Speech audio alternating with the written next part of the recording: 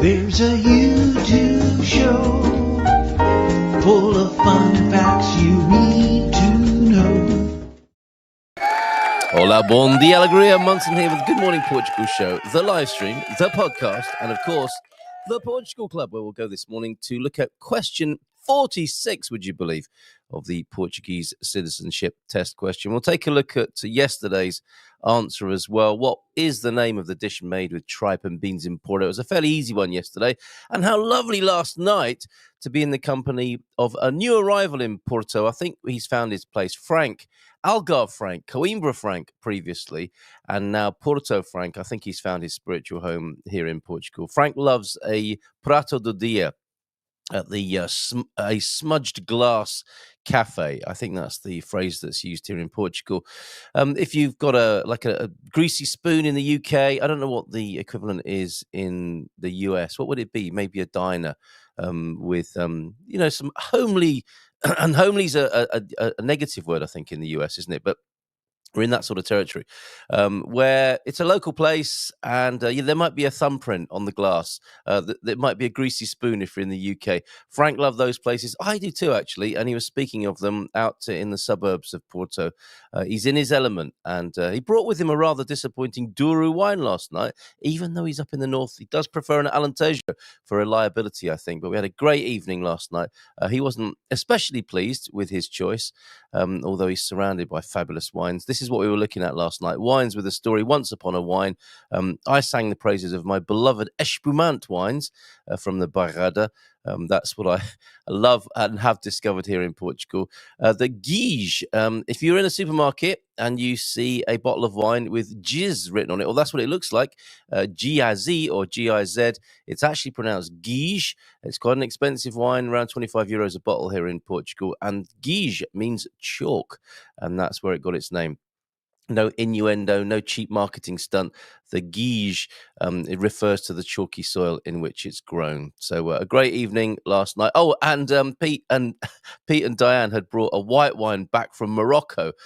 They were saying last evening how you can get from Portugal to North Africa in 1 hour, 15 minutes and have a great weekend in Marrakesh. Was it Marrakesh? In Morocco, certainly.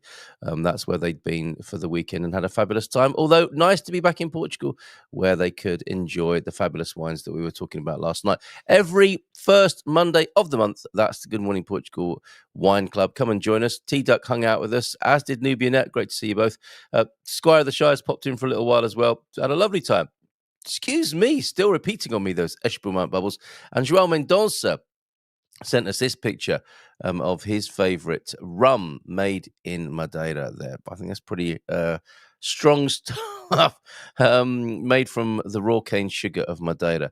Portuguese rum, everybody. And I wasn't entirely sure about whether that's too good to end up in a poncha or not, but certainly that's another great drink from Madeira. The poncha, the punch that is made in Madeira, and that may or may not be one of the ingredients there, but certainly rum. I don't know if that particular brand features. How are you this morning? Do let me know. Tudo bem? Como estás? Lovely to see you here this morning. We will take a look at the Portuguese citizenship test question 46. We've got Antonio Barbosa. Let's see if his Minho is moist or not this morning. Oh, he's just joined me behind the scenes. He'll be with us in about 15 minutes. And I found some more tangible news about this Lisbon-Madrid high-speed rail link.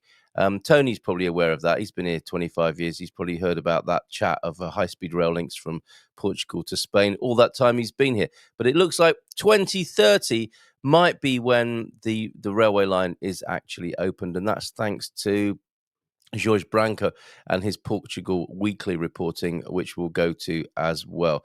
We still haven't discovered or identified properly where Sarah is. Where is Sarah in Portugal, where you can see a giraffe behind her? Let's put this one to bed, shall we? She was previously spotted in Lulé outside the market there. Where is she in this one? Where's Sarah? Yes, that is a giraffe behind her in this Portuguese town, not a million miles away from me, if you need a little bit of a clue. And a lovely video from John. I found this recently, and it was called The Linda Sunset. Linda, of course, meaning beautiful in Portuguese. And I thought there was a special significance to that. And I dropped a line to John, who's in the States at the moment. And he said, yeah, we were just saying it's a beautiful sunset. That's why that was called the Linda Sunset in northern Portugal. It's all about northern Portugal this morning. Great properties from Tony as well, a little bit later on. Yes, although John normally is a resident in the north, he's gone west for a little while. And he said, although that's a beautiful sunset, I've got an even more Linda sunset for you. And you'll see that video that he's put together and sent over from the United States as well. Really mellow, really beautiful.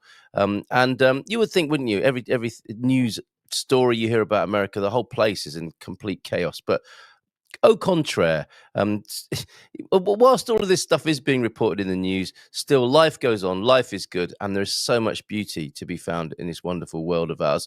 And John's video amply demonstrates that fact. So yeah, when it's all getting a little bit too much, aren't we lucky that we here, and those of you who I know, Gumpers with beauty on your doorsteps, can enjoy that while the world is, I'm not sticking my head in the sand, the world is a bit bonkers, but as well, there is great beauty to be enjoyed, as well as there's much to be endured in this bonkers world of ours.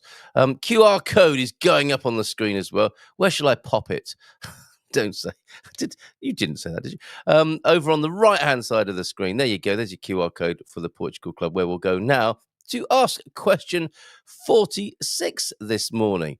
Got quite a few tabs open here. Where is my Portugal Club? There we go. And I'm not posting it up live this morning. In so much better condition than I was yesterday morning. Oh my goodness. I was actually quite dizzy yesterday when I got up from over-exertion at the weekend, trying to squeeze too much into this wonderful life of ours here in Portugal. And it caught up with me a bit, I'll be honest with you, yesterday morning. But we did it. We made it through the show in finer fettle this morning. That was yesterday's. Yeah, Tripa Chamorda de Porto.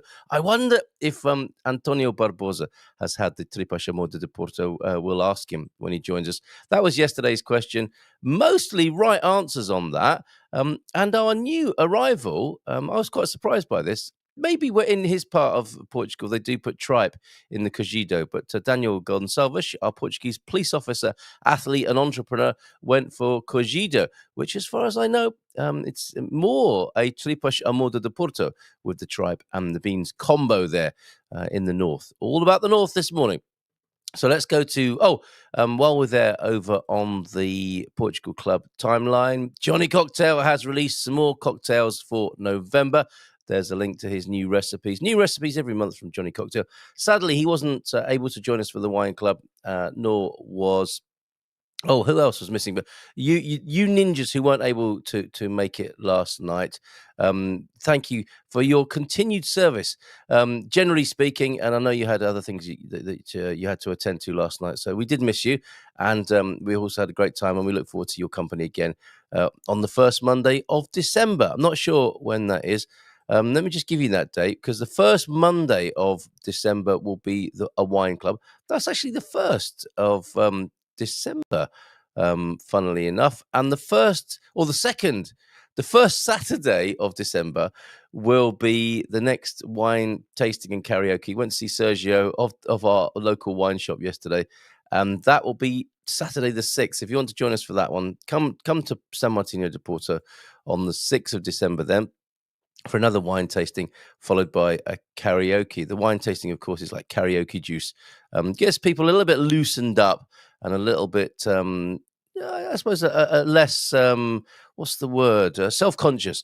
The wine tasting feeds perfectly into a karaoke session.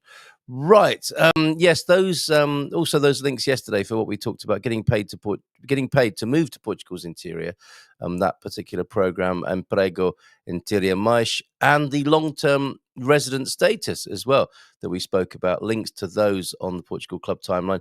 And this question for today, Portuguese citizenship test, question number 46. Which instrument is central to fado music here in Portugal? Now, I think it could be all of these, could it not? But Central is the clue here this morning. Where's Virginia? Normally, as soon as I've posted, Virginia is answering the Portuguese citizenship test question. Number 46 today. Is it A, the Portuguese guitar, guitarra português? Is it the accordion or is it the mandolin? Portuguese citizenship test question. You say it. Which instrument is central to fado music? Portuguese guitar, A, B, accordion, or C, mandolin? Take your guess at the link that I will pop into the chat right now over here on the Good Morning Portugal show. How are you doing? Let's go to a few of your comments in just a moment, see how you're doing this morning. And I've not heard too much. I did get sent a little bit of rabble-rousing drumming over from Fundao yesterday. Thank you, Beverly, for that. The protest against the covering, basically, of the beautiful countryside around Fundao with solar panels. There was a bit of a demonstration against that Fundao market. I don't know exactly how that went, but Matty, were you over there perhaps? I'm not sure. I'm sure you'll tell us in the chat, however. Let's see who's here before we go to that news about the high-speed rail link between Lisbon and Madrid. Bon dia to you, T-Duck, who was in before show start. Adrian was here as well with a cold up north. Where are you exactly? I forget now, Adrian, but it's definitely getting cooler, isn't it, and damper. And we're going into the Portuguese winter for sure now. Cooling off in Lisbon as well.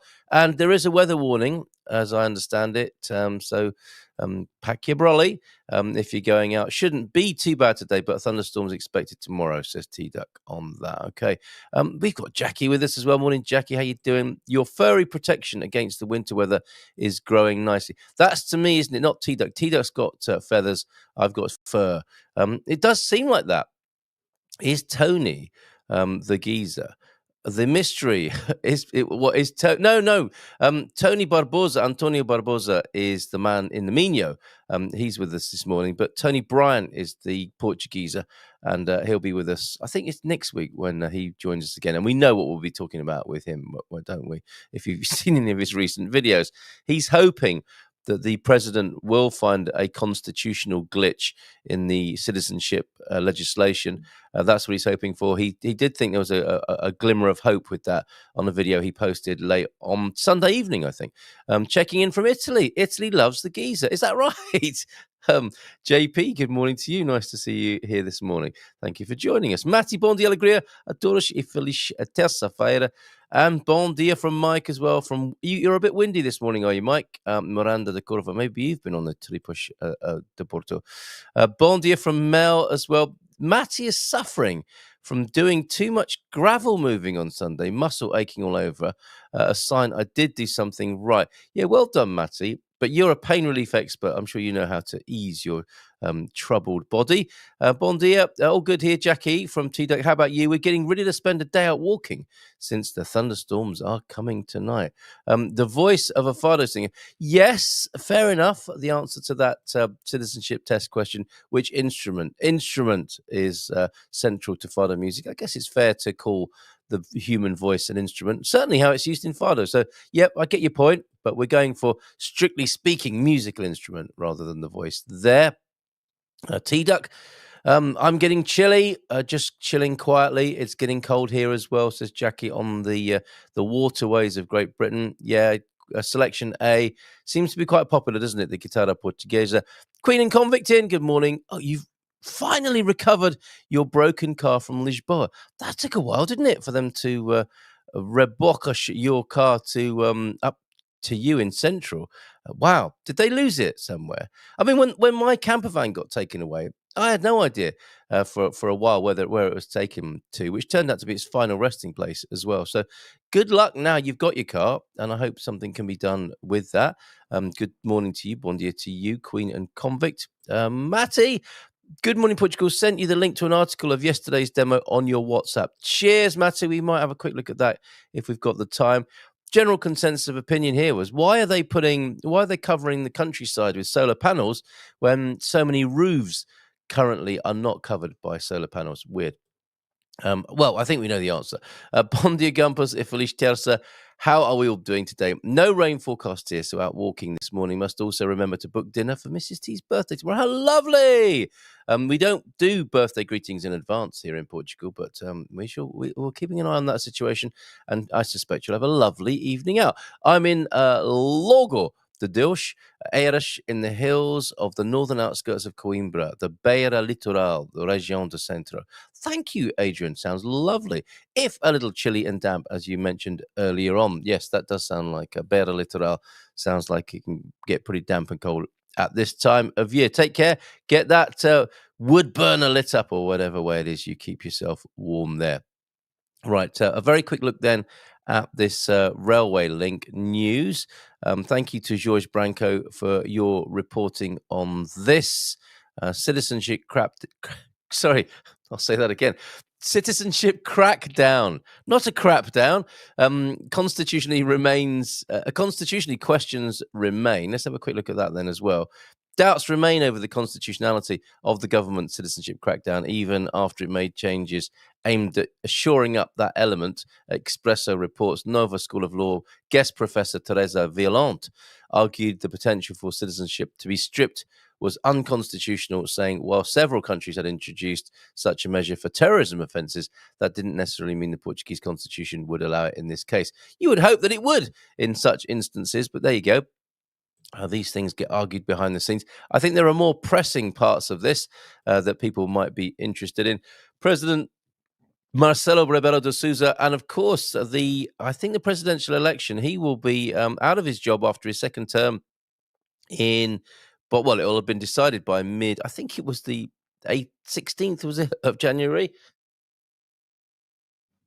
I want to get Tony on because I've got a lovely cup of tea here that's going cool. But President Marcelo Rebelo de Sousa will hand over the constitutional keys to the next incumbent in that position. And that will be decided mid-January of next year. But until then, he will be taking a look at this and is yet to decide whether he will enact the new laws to ask the Constitutional Court to consider them. Asked whether he was disappointed the law had been approved without winning the support of the Socialist Party, Marcelo said he believed the greater the consensus, the better in these matters. He said there was an oh my goodness. He said there was an advantage. Thank you. In stability from government to government. Yes, somebody's got to be offering some stability to Portuguese politics, and it looks like it's him exercising that right and responsibility as well. So still yet to hear from him. That will be in the next few days, I would have thought. His final rubber stamp or pushing it to the Constitutional Court. IMA granting 60% more residencies. IMA have been busy, to be fair to them. Questions whether Chega's billboards are illegal. Portugal is not Bangladesh, you'll remember those. So Jorge Branco looking at all of these. And Lisbon to Madrid by train in 5 hours by 2030. Portugal and Spain have taken a decisive step at last towards cutting the rail journey between the nation's capitals to 5 hours by 2030, Publico reports. Infrastructure Minister Miguel Pinto Luge said the neighbours had defined a set of concrete actions to reach the goal, which would be followed by high-speed rail cutting the journey time to 3 hours by 2034. That's how it should be, right? Practically speaking, that means there will be 4 more years without a conventional rail connection between Lisbon and Madrid. The minister said the steps included the high-speed rail line between Évora and Caia becoming operational next year. So there you go. I won't steal all of his thunder. It goes to a great deal of effort to produce for you the Portugal Weekly, and I'll put the link to it into the chat now. And I will bring a couple more comments from you, and then we'll bring Tony onto the screen, who's got some lovely offerings for us this morning. There you go. There's George Branco's work. Margarita, how are you doing? It's lovely to see Nelson the other night. You enjoy your break. Lovely to see you this morning. Bon dia to you. I hope you're resting well and recovering from a very busy summer. Well done. Regarding my musculature, it is worse today than it was yesterday, and from tomorrow it will only get better. Second day, always the worst. What, as all that lactic acid is working its way around the body. Yes, it has been mandatory to put solar panels on new builds in Greece since the mid-1970s. And you see that's one of the first things you notice, isn't it, when you go on a Greek holiday, all those lovely little solar heating systems. But maybe not, as I have to continue moving gravel today. So who knows, maybe tomorrow. Can't you have a party over there? Buy a few beers, get a few rakes, and get some people helping you over there in central Portugal, Matty. Well, good luck to you. Acho melhoras, amigo. I hope your muscles aren't aching as much tomorrow as they seem to be today. Right, let's give him a nice big round of applause and bring him onto the screen. It is Tony Barbosa, the man in the Minho. Is it moist? Is it humid? Is it dry? Let's find out. Olá, bom dia, tudo bem? Bom dia, Carl. It is foggy and moisty today here in the Minho. Your Minho. Well, thank you for being here. Despite all of that, I imagine you've got great lunch plans to put a smile on your face and the sunshine on your face, even if not in the sky. And then a nice dinner somewhere. That's how you roll up there in the north.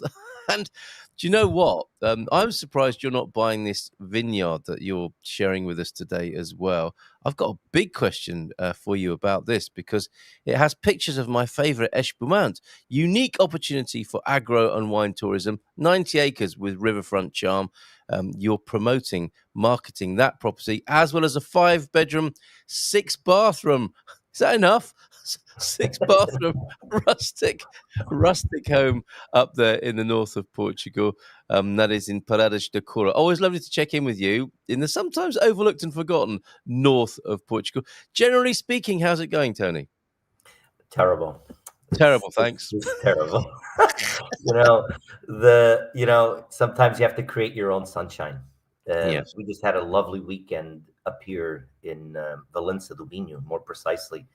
Oh, yeah. With the Feira dos Santos, the All Saints Day and All Souls Day. It's a big festivity here. It's a big fair, feira, a market, outdoor market, and then even right outside of my house, the antiquities. We have it on the first Sunday, which I love walking around, seeing old things. But it was very interesting, and the weather was hit and miss. Rained a little bit and stuff, but it was very active. And it's always an outing and interesting. Lots of things to do here. And the Minho will never be forgotten. Not until as long as I'm around.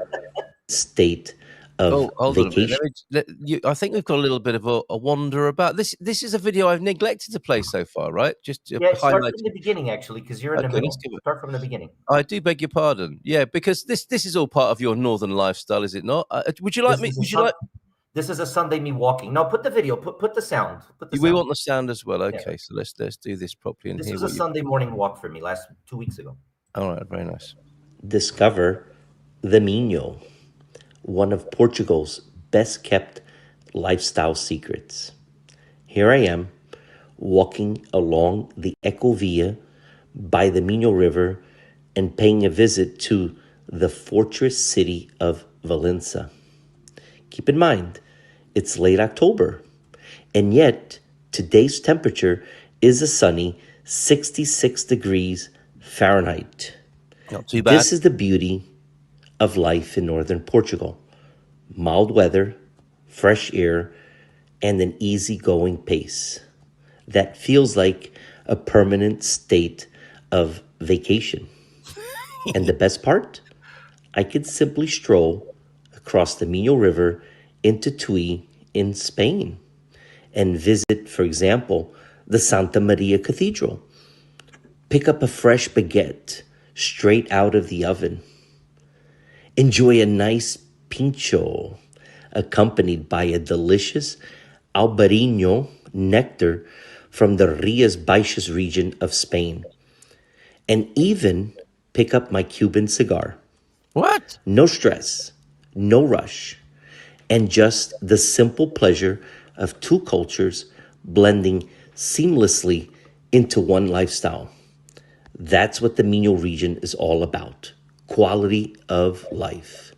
Whether you're walking, cycling, or just soaking in the scenery, this corner of Portugal offers something truly special. A slower rhythm, a warmer welcome, and an effortless connection between nature, food, and people. It's not just about where you live. It's about how you live. And here in the Minho, life really is that good. Feel free to reach out and schedule a 60-minute Zoom consultation call on our calendar through Candly, and I'll walk you through the Minho region of northern Portugal using Google Maps, show you the best cities or communities and neighborhoods that match your ideal lifestyle and budget, and go over the moving and buying process, as well as the best visa process to establish residency. I look forward to speaking with you on our Zoom call. Remember, the warmth of the sunshine and the Portuguese people await you, and so does the Infinite Solutions team. Hold on a minute. What about the warmth of the Spanish people? Look at that. That well too. The warmth. Where are we? Which side of the river We're are we in on with Spain. that?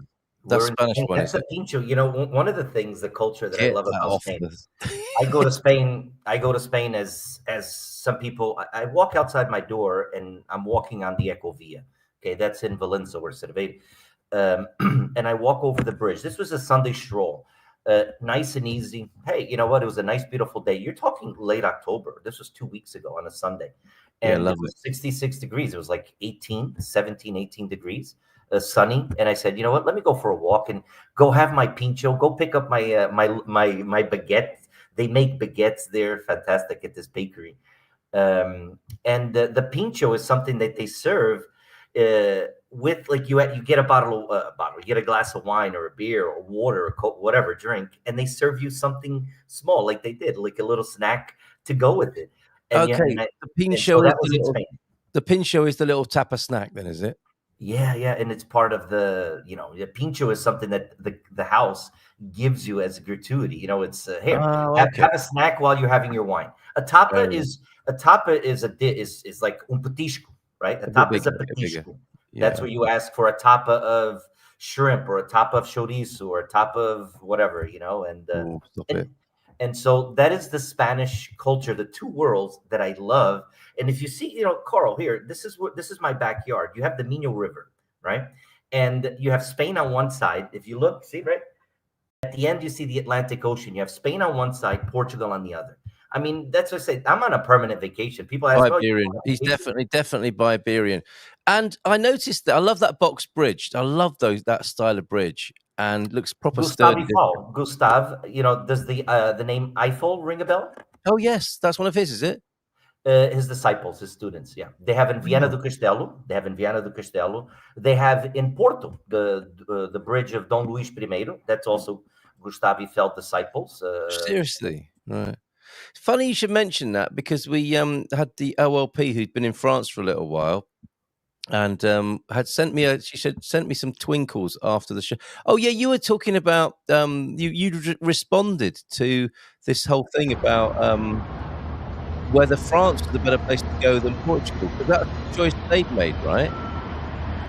Remember that conversation yesterday? Yeah, no, I love going to Paris, but I can't wait to get the hell out of there. It's like going to Lisbon. It's like going to the big cities. You can take the boy out of the country, but you can never take the country out of the boy. I mean, there's something beautiful. If you haven't never been to Paris, shame on you. You should go. It's one of the most beautiful cities in the world, without a doubt. And there's so much to do. Living there, that's a different story.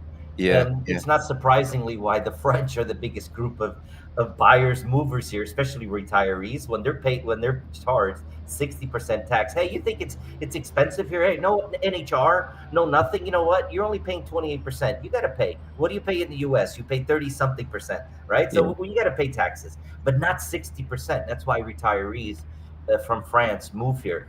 Do your due diligence. France is going through some big issues, not only government instability, money.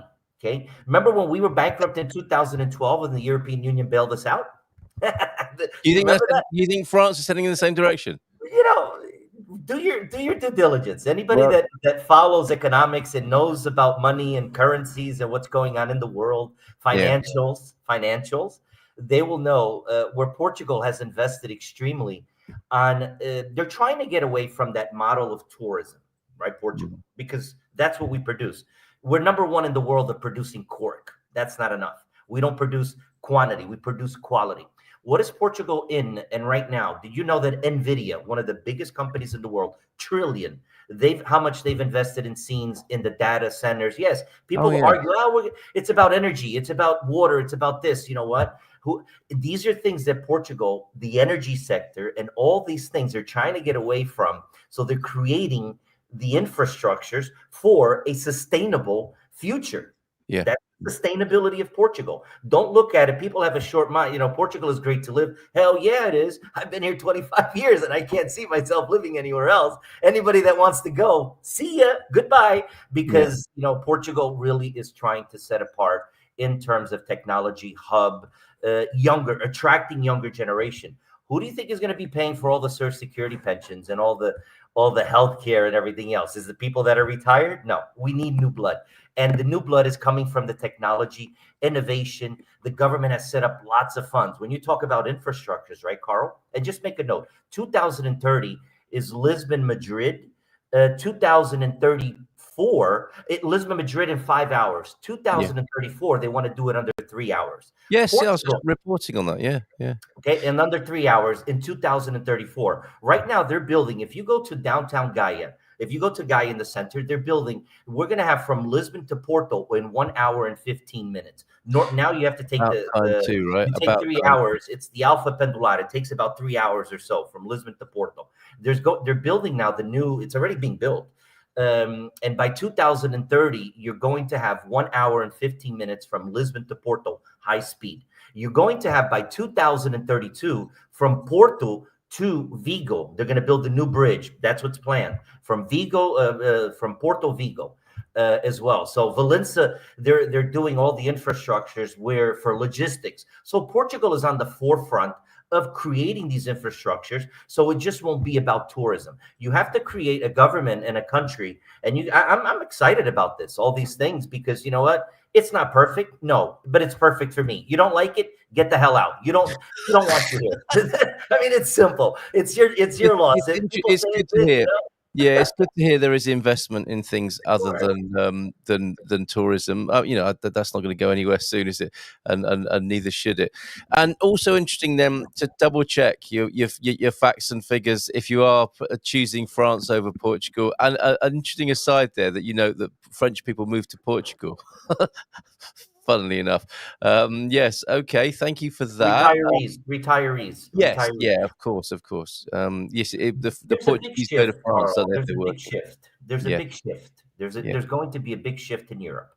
Yeah, oh my goodness! That are okay, and you may think they're the right, even the right side of the governments. They're going to need money. They're going to need support. The European Union has created many measures, and of course, in helping and giving money away for free. That's going to change. That's got to change. You can't. What are you going to do? Print money? You keep printing money? Well, yes, that is what happens, isn't it? But it can't go on forever. Problem for Paris for me, or with Paris for me, is there are so many French there. Matty, stop it. Capricorn Chris also here. Hola, bon dia to you. Good morning to you, Chris. And Matty also saying, cigars. You mentioned you get your Cuban cigar over in Spain. Are they cheaper in Spain than in Portugal? I wonder. I got a club member from Luxembourg who brings boxes of cigars from Luxembourg when he listen to him. He's importing cigars in from Luxembourg. Are they cheaper in Spain? Is that why you grab them while you're over there, Tony? Yeah, they are. Oh, in logistics wise, because there's not that many cigar shops around here, and I would have to go farther. I walk there, and they're slightly cheaper. And it's not just about Cuban cigars. I mean, I could pick up, you have from the Dominican Republic, from Nicaragua. They make some really great cigars. Cuba and the Cohibas, that's all branding and marketing. So somebody's got to pay for that. And you have outstanding cigars. Yes. And I like to have one once a month. You know what I mean? Hey, you know what? Everybody has their vices. And that was just a beautiful sunny day. Then I went, when you go outside, you walk in the afternoon, then I'm enjoying it, relaxing, loving life, thanking every minute of it. I'm happy to have been born, Carl. Imagining which hips these have been rolled on. I don't know if that still happens. That was always the thing, wasn't it? Rolled on the hips of a Havanna Beauty. That was the Cohiba, yeah, the public marketing. You have brands like CAO. There's one brand, I'll point it out. for any cigar lovers here. CAO, cow. Okay, Okay. and they're superb, phenomenal, and you have different sizes, of course, everything. So I'm not a, I'm not a big aficionado, but I like my cigars. No, I am. You know what you Cigars, like, I do. and that's a great start, is it not? Right, and you imagine yourself here. Then, if you're partial to a cigar, you could enjoy some very good value up in the north here. I'll come back to your comments about cigars, Matty, in a little while. But we're looking now at a place where you might sit on the edge of your lawn, looking out across the northern Portuguese countryside, in your new 5-bedroom, 6-bathroomed rustic villa with pool in Paredes de Cora. Could you place this for us, please, Tony? Sure, but it's Dakota. And you have a video if you want to show the video instead of the pictures as well. I think I sent you the video separately. This is about less than an hour from Porto, less than 30 minutes, Porto Airport, or Porto for that matter, 30 minutes from Vigo in Spain. And it's a home. It was an older home, completely renovated. Lots of bathrooms, that's for sure. Indoor, outdoor. Why did they want so many bathrooms? Just in case. En suites.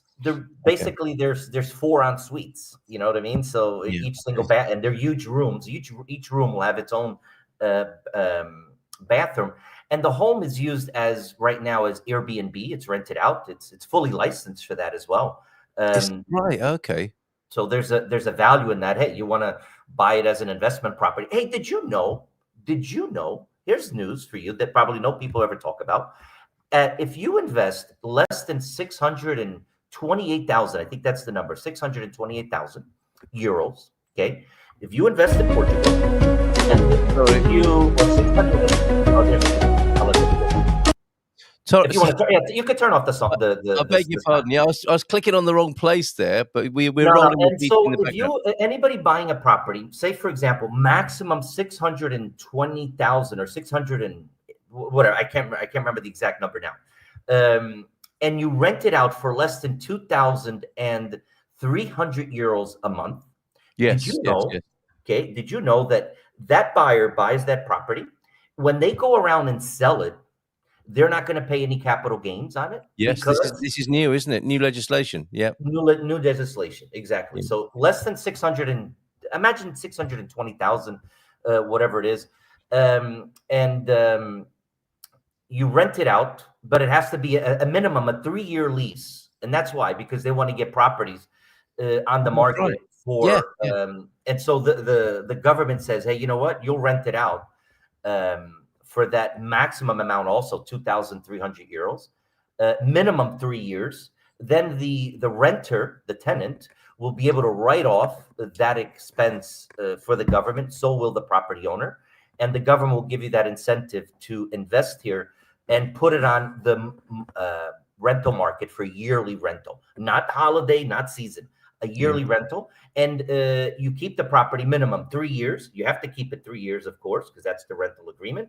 But then if you go around and sell it, you're not going to be paying capital gains. And if anybody knows about real estate in Portugal, you have a gains of 8 to 10% a year on average. Some markets have more than that, but a minimum with the statistics of the national level, 8 to 10% a year. So if you have €100,000 gain, normally you would pay 40,000 in capital gains tax, right? You can reinvest it like in the US, you have a 1031 exchange or the DST, the Delaware Statutory Trust. But it's the same, works the same way. You can prolong paying it. But here in fact now, you will not be charged any capital gains. If you decide, hey, I don't want to reinvest anymore in Portugal, that's fine too. So that's a great opportunity. As long as you do that before the law changes, as Mel is somewhat cynically suggesting here, chances are once they've hooked all the investors, they will change the law back by the time people go to sell, same as they did with crypto and nationality. And on the EU, you never know. Absolutely. Yeah, don't bank on anything. Go with those flows and keep your eyes open. Portugal has over 80% of its expenditure tied to matching EU funds. Next highest is Croatia on about 40%. This includes the high-speed train line consequently changed from Iberian to European gauge. He knows his stuff. He knows some of the detail here, does Adrian. And a comment from Mr. S here. Barbosa practices Iberianism. See, Carl. Now, look, I'm not... I don't judge. It's not a practice I'm completely comfortable with. But what people do in the privacy of their own two closely connected countries is their business. And clearly, yes, I think you wrote the book on being Biberian. I think, didn't you, Tony? All right.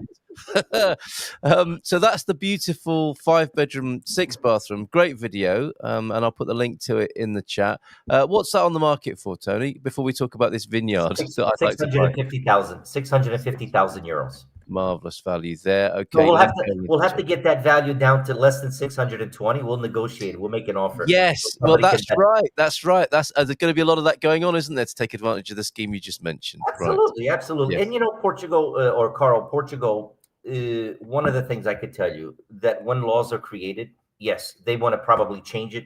But then you know what happens? There's grandfather clauses, because then the governments and the people that actually invested, they'll put a petition into the courts, and they're always granted. If you go back to the history, but it's just an ongoing battle. It's when you create a new law, then people have to go back and get a grandfathered clause, which happens to the golden visa, which is going to happen to the D7 visa, all the visa process, all the immigration. They're all going to be grandfathered clause. One thing is for sure, and I'm a favor of it. You know what? I would have no problem if the government grants you residence or citizenship after a year. Can you learn the culture? Can you learn the language? I think what's people are missing here is that when you're going to be a citizen of a country, you got to know the laws, you got to know the culture. It's not just, hey, give me a citizenship because I'm not happy with the passport where I have. No. For you to become a citizen of that country, you have to live there for X amount of time. You have to be a part of the culture, be a part of the community. And I think that's why they make the change, or they're making the changes. One of my opinions is that so they give more time for people to assimilate and be more integrated into the communities, into the Portuguese culture, into the language, right? And I think it's only fair. But if you could do all this in a year, then you should be granted citizenship, right? So it's not. Yeah, and that's one of the things, notably, that isn't going to be grandfathered. People who started their processes before the law change, I don't think will I be. doubt that. I doubt that, Yeah. Carl. I severely doubt that, only I've because got a very radical idea for citizenship. I think local people should decide. Your local freguesia. Why not have your local council of elders and locals deciding how well you've integrated into the scene? Yeah. Because that's where you live. But that would be illegal. That would be unconstitutional too. Everything's unconstitutional. That's the way I say it. But it doesn't make it less of a good idea, though, does it? It's a great idea, Carl. But that's a great idea because those are the people that you live around with. Exactly. Do they want you as citizens there? Do they want you as residents? Yeah. And you brought up a good point yesterday that people after 5 years, they can opt to becoming a permanent resident for 10 years. So 5 years, they're on temporary resident. The D7 visa is a temporary residence. I think the distinction has to be made between visas and residency and citizenships. Those are three things altogether. After 5 years of you being a temporary resident, you can request permanent residency in Portugal, and that's valid for 10 years. That's always been a fact. Because there's countries like India. Once you give up the Indian passport, well, you will not want to give up an Indian passport. Why? For anybody living here, an Indian, it's too darn expensive. High net worth individuals, they would make it, the president, they will make it very hard to think about, like, I'm going to be losing probably 50% of my wealth because of the tax. Okay, so they're not going to give up their citizenship in India, but they will want 10-year citizenship residency. And then for 10 years, within those 5, you have 5 years of temporary, another 5 years within the 10-year period. That's 10 years already. After 10 years, that's what the law is going to change. They're thinking 7 for Angola, the Portuguese-speaking countries, right? And so there's a distinction that people can apply for permanent residency. And sometimes we're worried about citizenship. Shouldn't you be worried more about the country that you're living in, how the quality of life that you're getting and how lower you're paying for certain things and the safety? And that will never go out of style for Portugal, Carl. Never, never. I don't see that. When it does, I'm out of here. I'll be the first to tell you, listen, goodbye, Portugal. I'm going to, by the way, I won't be here December 2nd. Where I'm going, 3rd year in a row, Georgia. If you ask me a country to have a plan Z, not a plan B or C, a plan Z, If I was gonna have a plan Z, it would be moving to Georgia. Georgia's like Portugal You're 30 back years off ago. there, are you, in December? Okay, fair I enough. So love going there. I love going there. The maybe wine culture you'll there, send the us a little people, the postcard. food, it's great. I love it. So it'll be hard. It would be. I'll be in transit that day. Okay, mate. Well, there's a bit of feedback about my idea here. Mel likes it, and of course, what happens when people start to consider this idea of your neighbours deciding whether you should join the village or not, as it were. At least you have to garner a certain number of votes from locals, although bribery may become rife, and that well, it's human nature. It's true, of course, isn't it? But it would be a very bold and brave move, and it's people who are afraid of this would say, yes, we need centralized government making objective, dispassionate uh, decisions about how we live, as if no corruption exists at that level. And I don't think either is perfect. It wouldn't be, and I guess in some ways you're legislating against the worst excesses of human nature whenever you're trying to create law. You're trying to take that human element out of it in a way that's got us in so much trouble since we ever roamed the the earth. But I think Democracy created many things. yes, exactly as you said last week. I mean, if you haven't seen Tony's look at We what did love we call it? democracy, but democracy is only good until it's no longer what I like as democracy. I mean, is that Yeah, exactly. Yeah. People are fine with it until it doesn't go their way. Absolutely. But I think when it comes to immigration decisions, given that the local people are going to live with those decisions, they should have a say in who comes into their town and village. 800%, Carl? Yeah, 800%. yeah. Yeah, 800%. and we might not like it. That's the thing. We might not like it, but those are the people who've got to live there after all. And who is a stranger to say how other people should live in their own locality? I know it's awkward. I know it's an uncomfortable idea, and we just want mummy and daddy government to take care of everything and decide things, so we don't have to get involved in that. But this is another way of looking at it. I know the laws of Portugal as well as a Portuguese person does, particularly when I'm driving. Oh, Mr. S sounds a bit touchy about that. And a brilliant German point of order here. 10 years does not sound permanent to me, lol. It's all relative. That would be odd. Bon dia alegria from Pete. As a member of the local freguesia, I would vote for my own citizenship. Confusing. I think you would be excluded that, Pete, obviously, and your peers. If they that's their chance to recognise you as having got involved with your local community. And obviously you wouldn't be voting on yourself, but that would be a really smart thing to do, wouldn't it, to get involved in local politics? And people would think, yeah, this bloke is serious about becoming part of the culture. Permanent residency does not equal citizenship in terms of safety, security rights, especially in times of emergency. Although dispensations, I know it's a bit awkward because you have to. I would argue this is Objective, simply isn't it? live. Permanent residency allows you to free travel. Okay, you're a resident of that country. Yeah. You're a resident. It allows you, even in COVID, anything. If you didn't have residency status, and even temporary residency is allowed, you are a resident and you are allowed residency. So they can't say, hey, you're not allowed to come into the country. As a tourist, no. But as a temporary resident, you have the free travel of the Schengen space.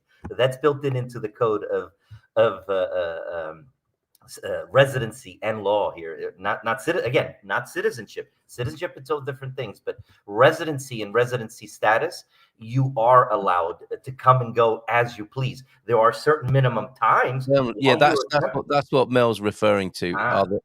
You have to stay here a certain minimum of time to take that. Otherwise, you'll lose that temporary residence. But well, the worst case scenario, Tony, if somebody gets ill, let's say they come from the States and they want to go home for medical treatment, that might preclude them from, or they wouldn't meet their minimum times. But there are dispensations. It is subjective, and I think you can apply for a compassionate leave of absence as well. That doesn't mean you're going to get it. Doesn't mean you're going to get it.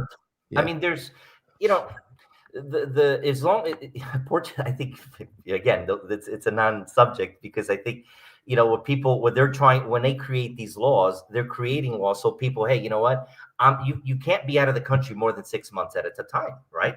And so that's the whole idea about it. And so where people are, if they're going to be asking or if they're going to be requesting and asking for temporary residence, you should be living in that country, right? You don't have to Yeah, live in it all true. the time, but Yeah. you have to live there a majority of the time, and you have to be a tax resident in this country if you're going to maintain that. Otherwise, then hey, I'm living, only 3 months in Portugal or 4 months out of the year. Then of course, then you're not going to be granted, and you're going to be disqualified per But then you se. could have a golden visa if you could afford it instead for that purpose. That's a Yeah. different story. Yeah, Yeah, that's yeah. Well, that's a different these are all story. the nuances that you should discuss with a visa expert if you're lucky enough to know one.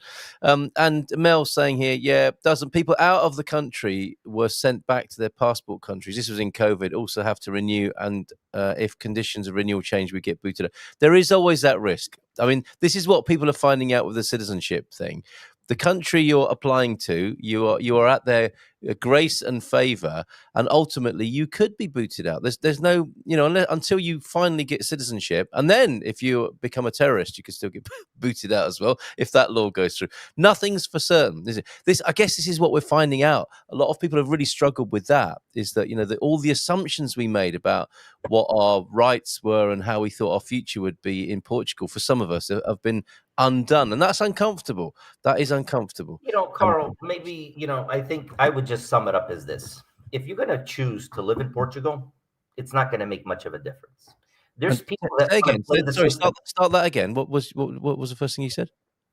If people are going to choose to make Portugal their permanent home, Yeah, this is not even put in question. you're right. Because they're going to be a member of the community. They want to be growing, part of the social, etc. These are for people that are coming here using Portugal, Yeah. okay, as a stepping stone for something else, okay, Yeah. because it's easier to get in.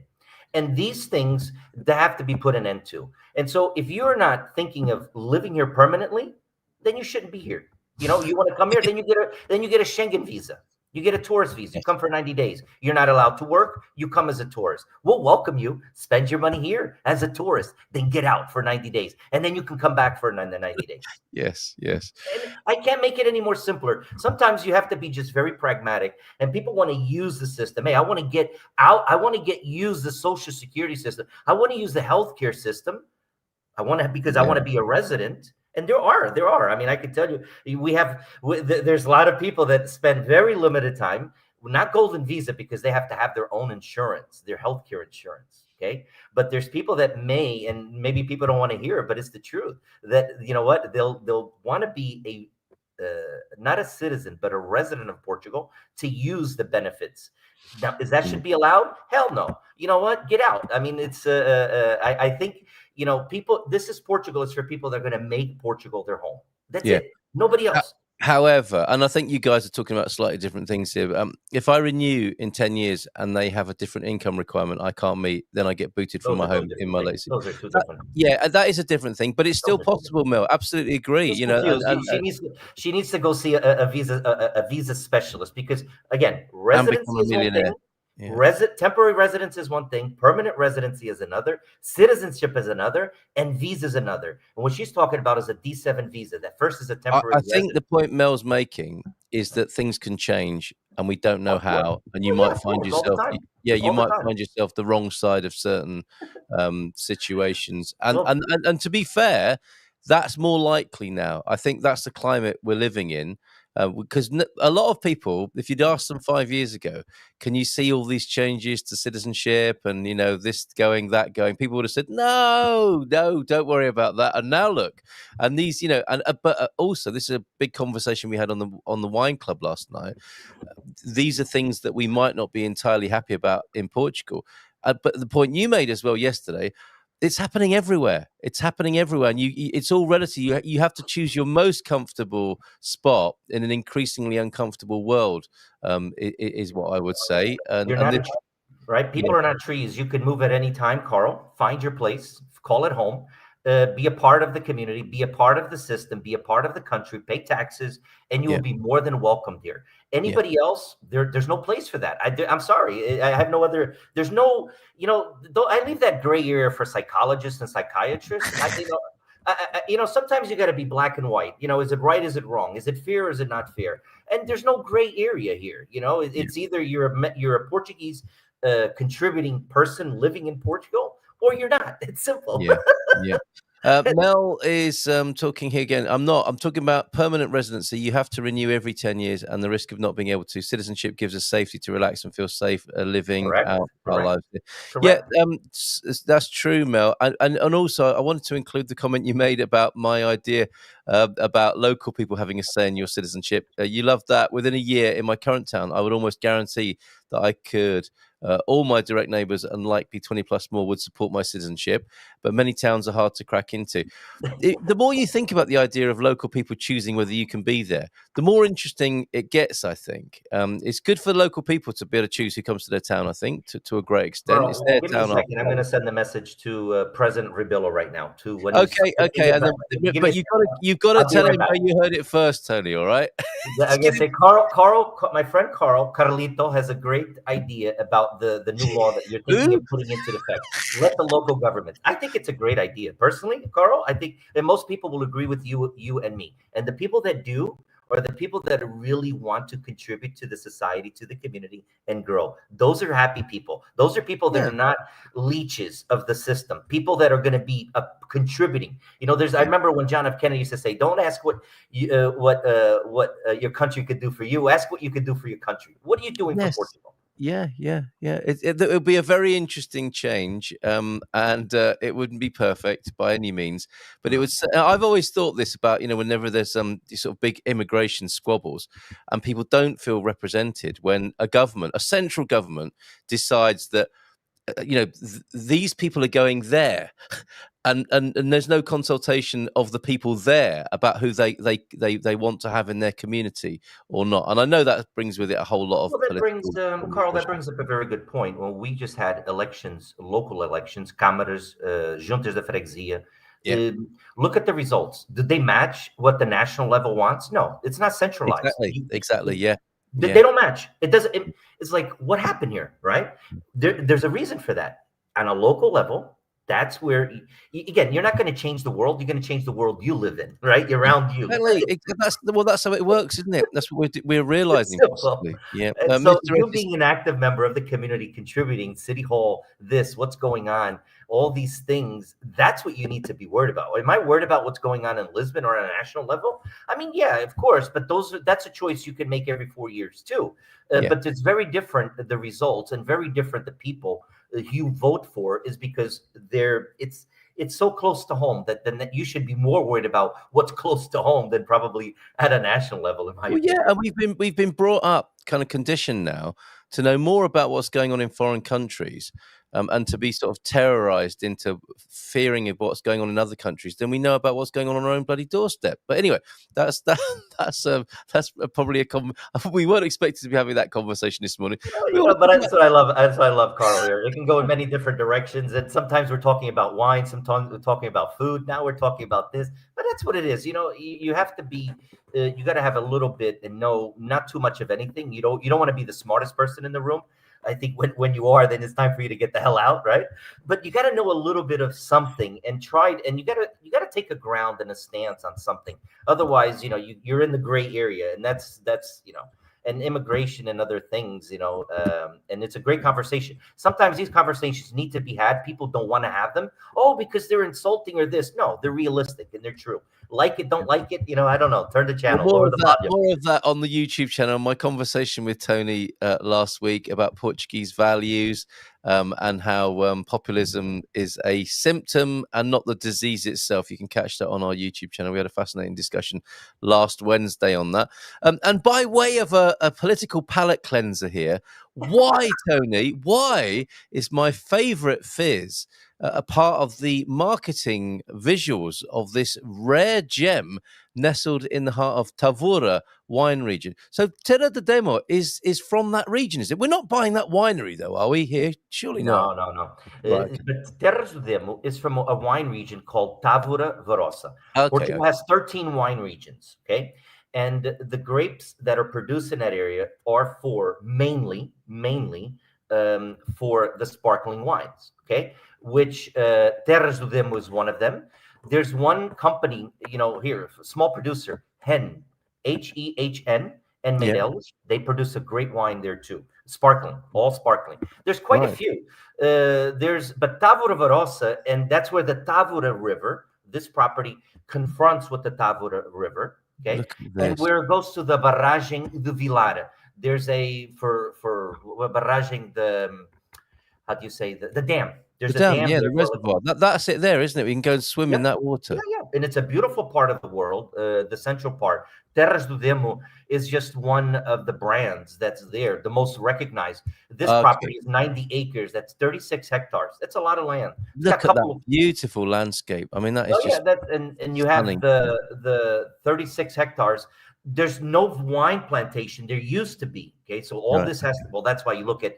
Otherwise, the property would have been like 5 million euros. If it had a Yeah, wine yeah, plantation or whatever, it has yeah. fruits and not fruits, apples, lots of things going on.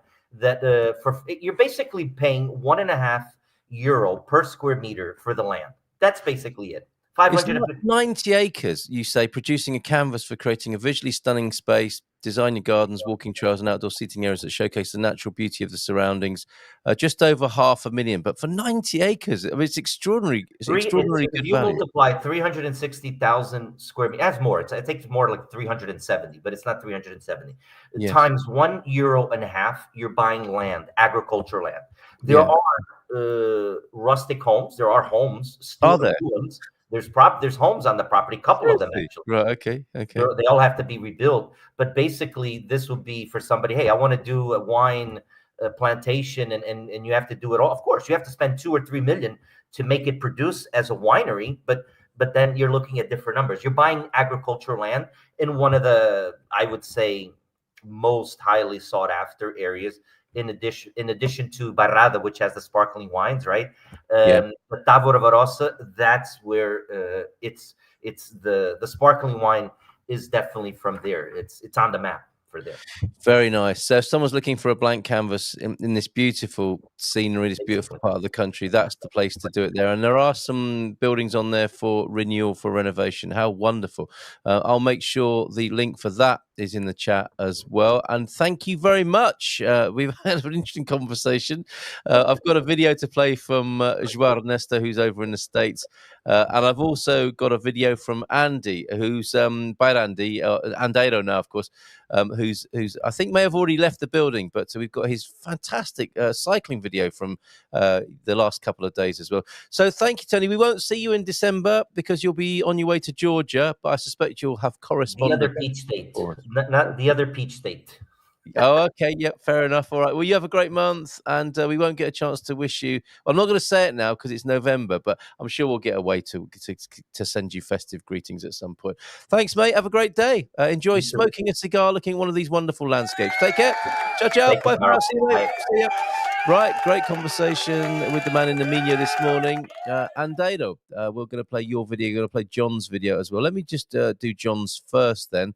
As I said earlier on, isn't it lovely to know that despite the idea we might get from looking at the media that the whole world is in flames and constantly fighting and on the brink of world war, there is so much beauty. Life is good, and it's nice to get a reminder of that. And this is what John's done for us with his postcard, his moving multimedia postcard from America today. So thank you very much, John.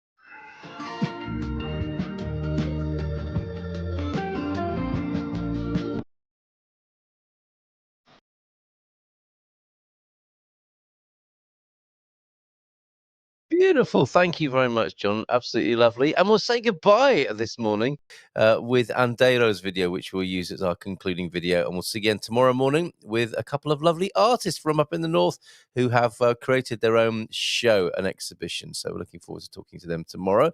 Oh, hold on a minute. And I need to just configure this as our outgoing video. But thank you very much for all your lovely comments in the chat. Don't forget to pop over to the Portugal Club to make your guess of the Portuguese citizenship test question of the day, which is number 46. Okay, here's Andy's cycling video from the last couple of days. You have a great day, and we'll see you soon.